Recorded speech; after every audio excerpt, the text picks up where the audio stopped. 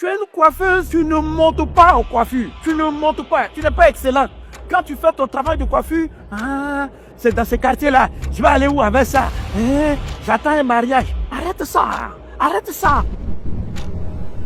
La première ascension qu'on appelle l'ascension du roi, c'est monter en travaillant mieux. Si je suis sage-femme, monter, s'élever en mode sage-femme, c'est devenir une meilleure sage-femme. Quelqu'un qui monte, il devient plus excellent, il travaille mieux, il va mieux au travail, il est plus excellent dans ce qu'il fait. C'est quelqu'un qui est en train de monter. La Bible dit que si tu vois une personne qui est excellente dans son travail, elle s'assoit auprès des rois. L'excellence vous fait monter et vous fait asseoir à la table des grands. Je te rends compte, moyen, j'ai de mes coachs de tennis. J'ai de mes coachs de tennis en ce moment-là, il est aux États-Unis avec son enfant. Son enfant, c'est un des meilleurs joueurs de la Côte d'Ivoire en tennis. Et c'est lui-même qui l'a coaché avec d'autres amis. Quand tu vas même parler de son enfant, tu sens qu'il est fier. Mais c'était dans une grande misère. Quelquefois qu'on arrive au tennis, il dit coach, tu sens qu'il dit non, j'ai fait un coup de footing qui était quelque part derrière Koumassi. C'est parce qu'il n'avait même pas l'argent de transport. Mais il y avait une chose. Quand on a commencé, il a commencé à écouter mes posts. Il m'a dit, pasteur, tes messages me transforment. Et malgré ce petit travail, parce que quand tu es coach, c'est pas facile.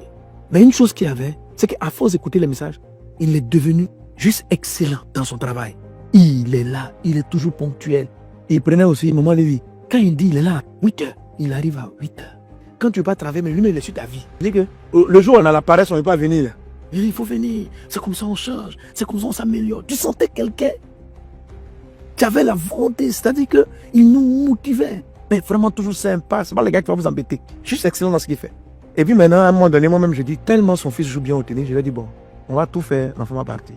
Parce qu'au niveau de l'église, on a aidé beaucoup de jeunes sportifs à aller faire sport-études. Donc lui, il a fait le TOEFL, il a fait des trucs, il a demandé sport-études aux États-Unis. Les gens ont vu son jeu.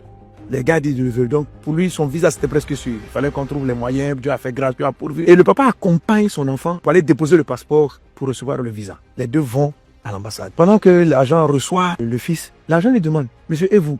Vous n'accompagnez pas votre enfant? Mais il a amené le passeport, on a mis le visa. La grâce confondante. C'est-à-dire que pour lui, quand Dieu dit de monter l'âge, vous comprenez? Mais toi, tu aurais des choses de ton travail. Proverbe 16, verset 3, dit ceci. Recommande à l'Éternel tes œuvres et tes projets. Regardez la phrase. Dieu ne dit pas de recommander à Dieu nos projets. Non. Il dit de lui recommander notre ouvrage et nos projets réussiront. Mais on ne prie pas vraiment pour les projets. Tes œuvres, c'est qu'est-ce que tu fais maintenant. Le projet, c'est ce qui n'est pas encore arrivé. C'est ce que tu souhaites qui arrive. Mais ton ouvrage, c'est ce que tu fais maintenant. Ce que tu es en train de dire, c'est que la réalisation de tes projets dépend de la qualité et de la gestion de ce que tu fais dans le présent. Ne soyez pas là pour dire seulement, je vais prier pour mon projet. Je veux voyager, je veux voyager. Mon frère, ça c'est le projet.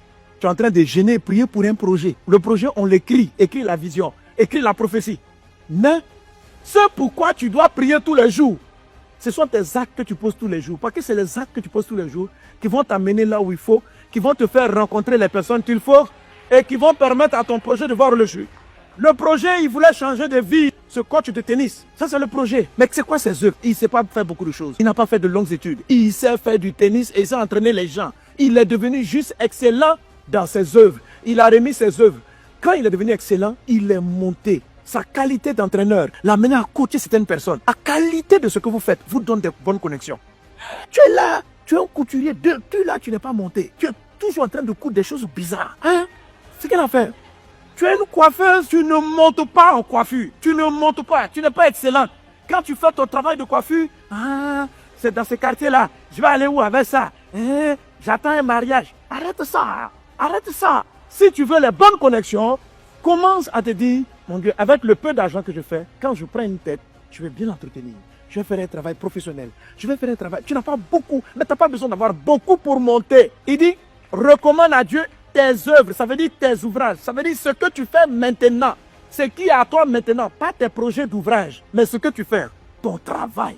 Et tes projets réussiront. Dans le présent là, tu fais quoi? Je fais ton fils. Tu fais ton fils. Amen. Recommande à Dieu.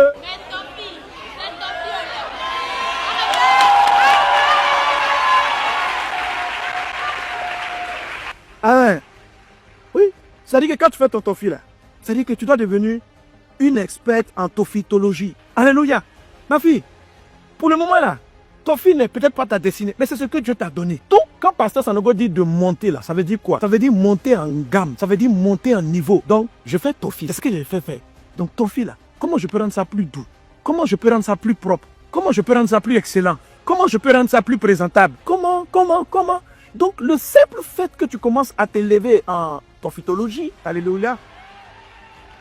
Amen. Tu es en train de monter. Tu es en train de monter. Donc, ça, c'est ce qu'on appelle l'ascension des rois. Un roi, c'est quelqu'un qui a une responsabilité sur quelque chose. Donc, il dit, le roi monte pour manger et pour boire. C'est-à-dire, ce qui te fait manger, boire, là, il faut monter dedans. Monte dans ce que tu fais. Et quand tu vas rencontrer la pluie, tu vas rencontrer la grâce. Quel que soit ce que vous faites, prenez le défi en 2025 de mieux faire. Ne sois pas en train de penser mal comment tu vas quitter ce que tu fais. Essaye de voir comment tu vas mieux faire ce que tu fais. Si on veut te renvoyer, on va te renvoyer. Mais où tu vas partir encore là? Fais bien ce que tu fais. Qu'on ne te renvoie pas pour incompétence, pour mauvais travail. On peut te renvoyer parce qu'on a menti sur toi. On peut te renvoyer par fausse accusation. Mais pas parce que les gens ne sont pas satisfaits de ce que tu fais. Sois meilleur dans ce que tu fais. Ne le fais pas pour leur plaisir. Fais-le pour Dieu. Fais-le parce que c'est ce que Dieu t'a donné. Ne sous-estime pas ce que Dieu te donne. Même si c'est juste décrocher un téléphone. Même si tu es une nounou, sois la meilleure nounou. Monte. Alléluia. Donc recensez ce que vous faites. Et puis juste demandez à Dieu, je deviens excellente dans mes œuvres pour que mes projets réussississent. Quelqu'un donne-moi amen. Tiens, ton voisin monte.